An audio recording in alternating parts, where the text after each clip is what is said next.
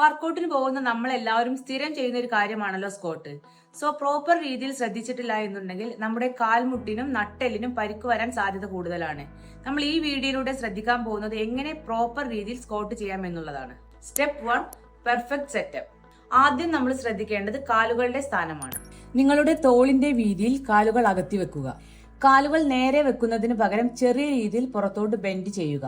അത് കൂടുതൽ ബാലൻസ് കിട്ടാൻ സഹായിക്കും. വർക്കൗട്ട് തുടങ്ങുന്നതിന് മുമ്പ് ചെസ്റ്റ് അപ്പ് ചെയ്ത് കോർ മസിൽ ടൈറ്റൻ ചെയ്യുക.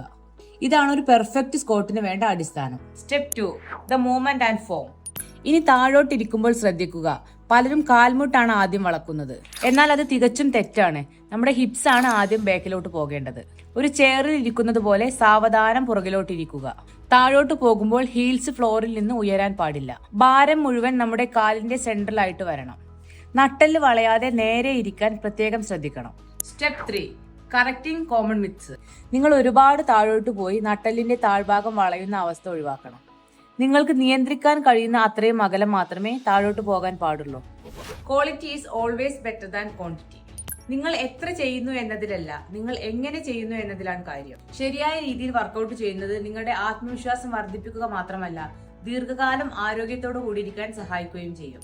ഈ വീഡിയോ നിങ്ങൾക്ക് ഉപകാരപ്പെട്ടെങ്കിൽ ഇപ്പോൾ തന്നെ നിങ്ങളുടെ വർക്കൗട്ട് പാർട്ണർക്ക് ഷെയർ ചെയ്യൂ. കൂടുതൽ ഫിറ്റ്നസ് ടിപ്പിനായി ഇപ്പോൾ തന്നെ സബ്സ്ക്രൈബ് ചെയ്യൂ.